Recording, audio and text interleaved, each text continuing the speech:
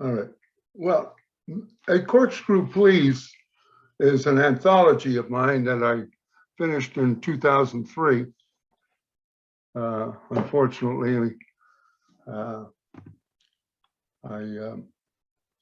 didn't get this earlier. First of all, I want to thank all the viewers watching tonight and being patient with a veteran of the 20th century. Yeah, 20th century, just think of that. And here I am into the 21st century.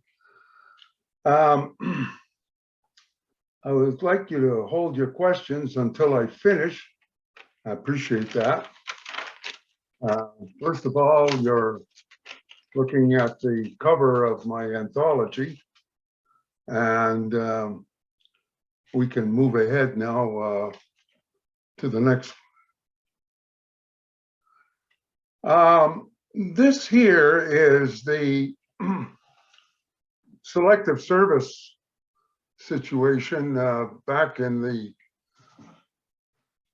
late 1948 to 1975. And it gives all the categories of the selective service system, which is commonly known as the draft. And I just happened to be a draftsman while I was working in Montreal for some time. I registered with the draft in Burlington, Vermont, and I had come down from Montreal, Canada, having been born in New York City, but had lived in Montreal for a number of years, which brings me around to the title of my book, A Corkscrew, Please. This anthology is a combination of worldly observations, the military Cold War experiences, and some poetry. And tonight I'll only cover 2 chapters of the book. And the rest I've given to the museum, a couple of copies. So if you want to read it, the rest of the book, you can.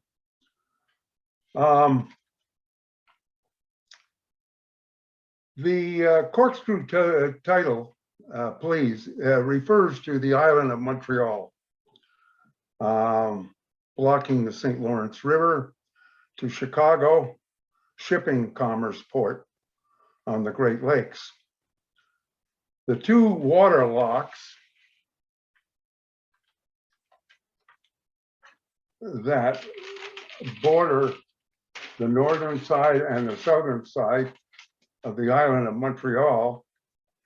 One is named Queen Elizabeth II, and the second is called the Dwight D. Eisenhower lock. And I always thought about Montreal being the cork into the St. Lawrence River.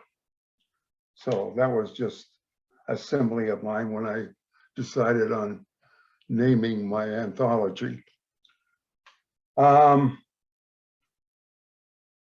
The corkscrew itself is sort of like freshwater valves that cover the Great Lakes and lead out into the Atlantic Ocean. Having born in New York City, but my parents were Canadians from Montreal via Newfoundland and Ireland, I had registered with the selective service system in Burlington. And realizing I was designated to serve our country for 6 years, beginning in 1957 to 1963. The draft has since been extended, and I understand in Congress they're looking at drafting females down the road.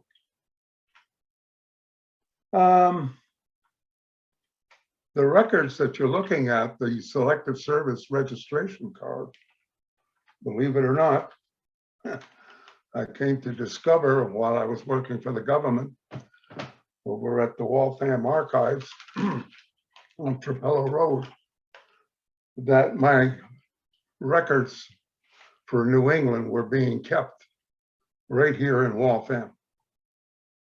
So that's an oddity that I never realized.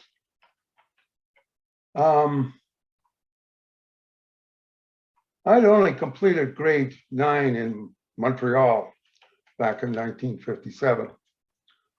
So I enlisted in the Air Force, like I say, in Manchester, New Hampshire, and subsequently was shipped off to Lackland Air Force Base in South Dakota. Well, Lackland Air Force Base in Texas, and then to Ellsworth Air Force Base in South Dakota.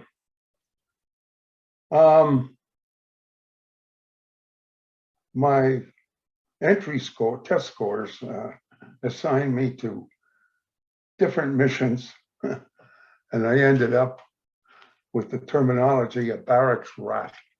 A barracks rat is a person who sticks around on base and does supplementary work for the Air Force. And I finished up high school in Rapid City, South Dakota, having not completed my high school education. Earlier back in Montreal. Anyhow, I finished up high school and obtained on-the-job military textbooks via correspondence. Oh, my phone's ringing here. Oh, UMass Boston trying to reach me. Not now, thank you. I'm looking for money. Anyhow, the correspondence courses I did blended in with my barracks roommates. One was a Cuban immigrant refugee, and the other was a Black North Carolina airman. And we all became very good friends over the 2 years that I was stationed there. The Black airman was Ron Davies, and I met him. He's standing right next to me. I'm the one of the, I guess, the second tallest guy, and he's the black gentleman at the end. That's Ron. And we kept in touch, and then we fell out of touch, and I suddenly got to meet him 50 years later at Hanscom Air Force Base, believe it or not. And Jose Bustamante, he served in Vietnam, and like I say, was a Cuban. Didn't like Fidel Castro. You might have seen a picture of me when I was a little younger with a cap on there, if you could go back to that picture. Yeah, there you go. That cap there, the Air Force had, that's me there, and was used by Fidel Castro back in the 50s. And the Air Force said, we're not going to have our airmen wearing Fidel Castro caps. And then we switched over to, you look at the other picture, 1960, you see me wearing a baseball cap on my head. That aircraft that I'm holding on to is called a DC-3. And that was in Korea, that particular picture there. Moving along, my 3 airman team here was really great. It was all before the years of Dr. Martin Luther King being an advocate of civil rights for people. And here I was, roommates one was a Cuban immigrant and the other was a black man from North Carolina. So I was, shall we say, I was deep into Black Lives Matter, as they talk about in the 21st century. Ron Davies participated in the 28th Air Base Band whenever necessary, and he was a multitasking person. Great. You see Ron here. And for a while, he was the local involved with the disabled American veterans. He lived over in Bedford, Mass for a short period of time before returning back to North Carolina to retire. Great guy. Jose passed away, and he was a very, very interesting fellow. And I met at the funeral his daughter, and she had flown over from Spain. Apparently, Jose had spent some time in Spain with the Air Force, the American Air Force. And his daughter was a very interesting person. She worked with the Spanish police force, primarily with stolen passports, and for North American, by North Americans, especially passports from Canada and the United States. And it was an extremely period of time. Moving along from Jose, we now see Korea, the DMZ. And I was there in Korea from 1959 to 1960 during the Cold War. And I got to see the DMZ, or the demilitarized zone, 38 parallel, because I was at a joint installation with the Korean Air Force, the American Air Force, and the United States 8th Army. And that was quite an education in itself. And sometimes I was taking a course from the University of Maryland, Pacific Far Eastern Extension course. And that was interesting. That was being held once in a while. It wasn't a weekly course. It was an intermittent course that was held at the United Nations compound in downtown Seoul. And there I got to meet various nations and their military staff that had fought in the Korean War, but they maintained relations with South Korea following the war during the Cold War. Moving along from that, we see that I had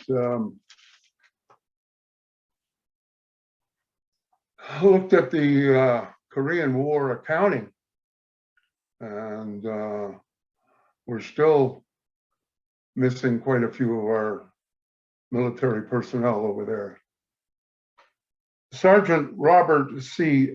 Dayton was served in Korea. He was a Waltham resident, and I attended his memorial service at the Joyce Funeral Home here in Waltham. And I was the only one that showed up at the memorial service that was other than the honor guard. There were other veterans there, and that none of them had served in Korea. So I introduced myself and said, no, I wasn't there at the time your son was, but I was there afterwards, about 5 years later. And the family really appreciated that I came over and talked to them.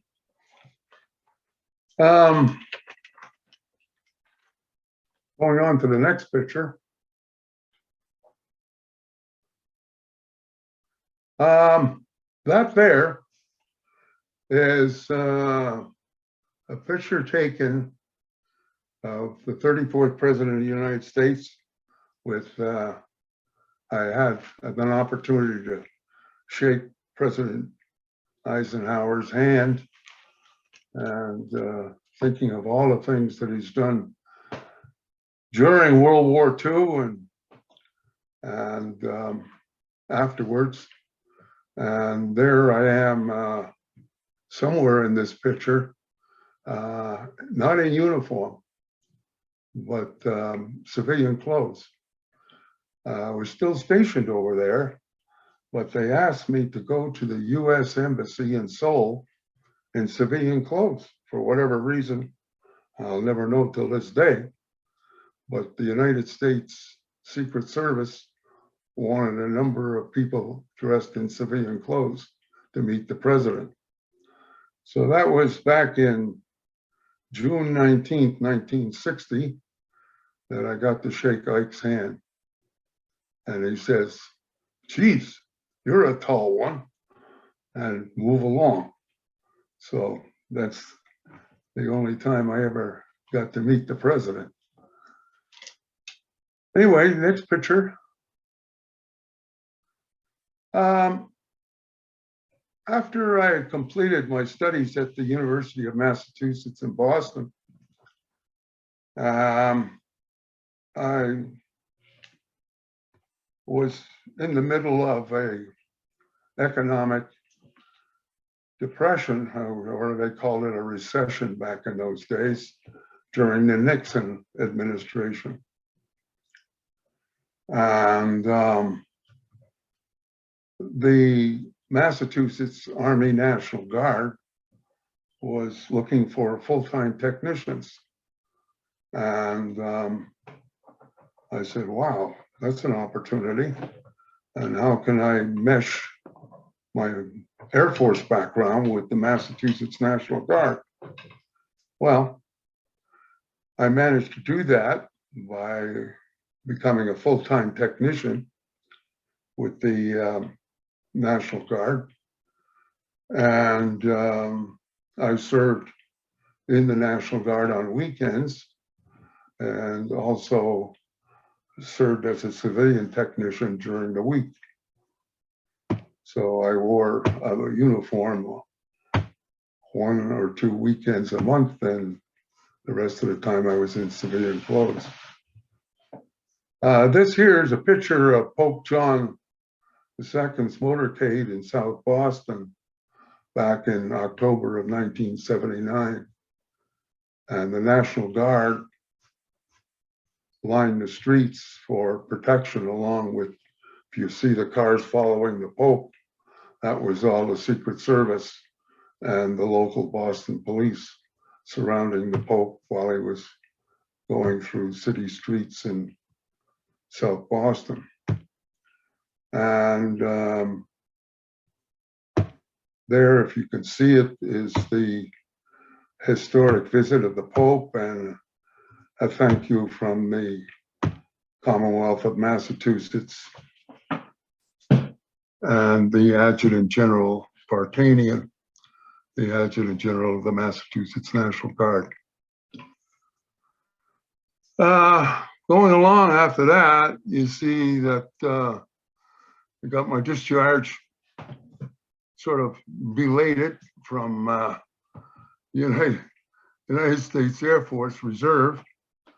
And I was discharged from the Air Force, and they sent me this This is a very valuable document, safeguarded, so I have over the years.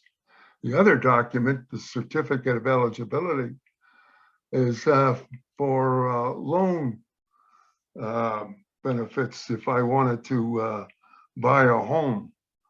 And I suddenly got this in the mail one day back in 1974, saying that I was eligible to buy my own home. So I didn't at that time frame, but I did keep the piece of paper saying from the Veterans Administration, thank you for your service, long before they ever came out with the words in the 21st century of shaking your hand and saying thank you for your service in the 21st century. Yeah, that was quite something. Moving along from that, you see the News Tribune here in Waltham, that the city rallied here for an emergency during the blizzard of 1978. I was out during the blizzard of 1978.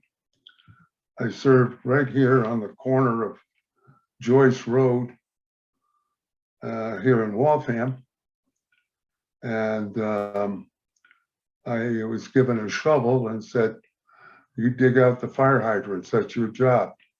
So I had to go around digging out fire hydrants during a blizzard for the department, fire department. So anyway, the News Tribune brought it up and put it in their newspaper about the blizzard of 78.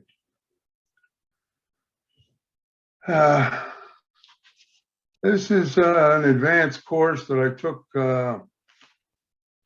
with the Massachusetts National Guard. And I got a lot out of it. And I was down at Camp Edwards in Bourne, Massachusetts. And it was very interesting jumping out of an Army helicopter and playing military games down in Bourne. But it was a peacetime mission. It wasn't a military mission that would scare the local population down there at Bourne.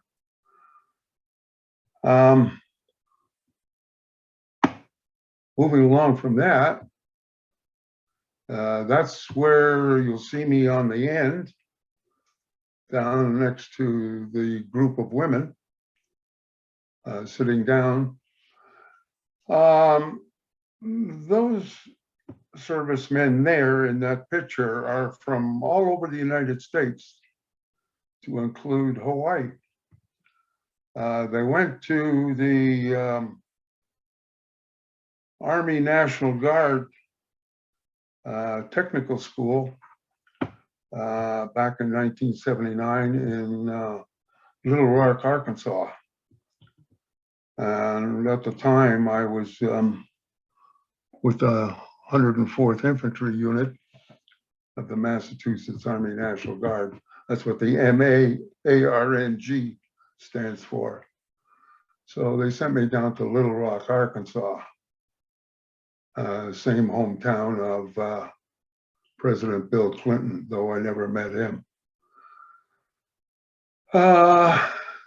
Next picture you got. Waltham recognized as a Purple Heart city. Well, the Purple Heart, for those who look up at the flag down by City Hall, may not know the history behind it.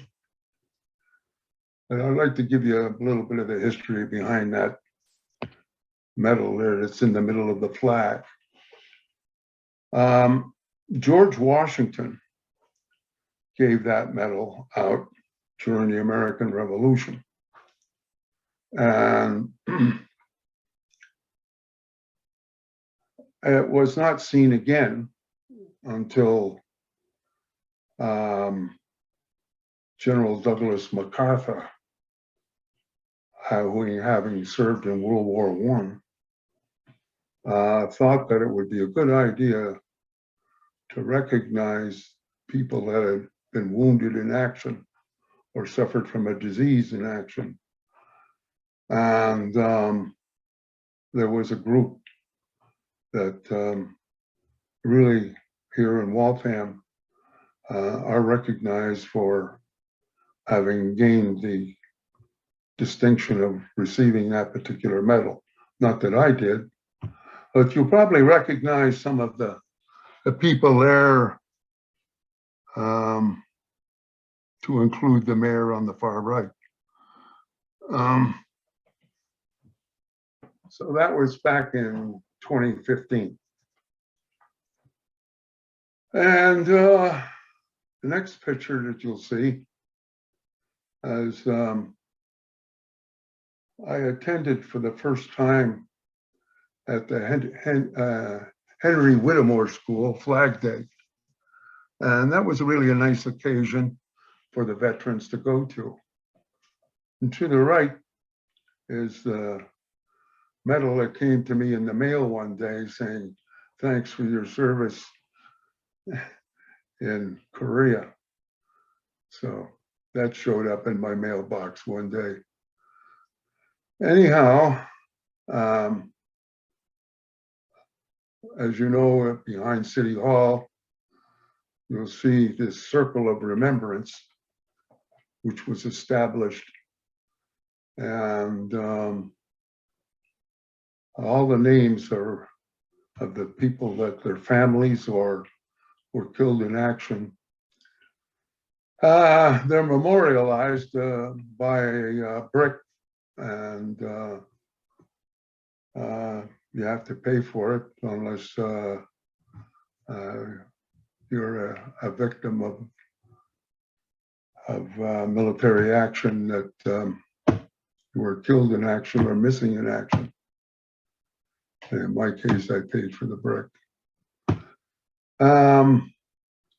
Here you see the picture of the mayor and Veterans Day events down there on the Waltham Common. And that was Veterans Day. And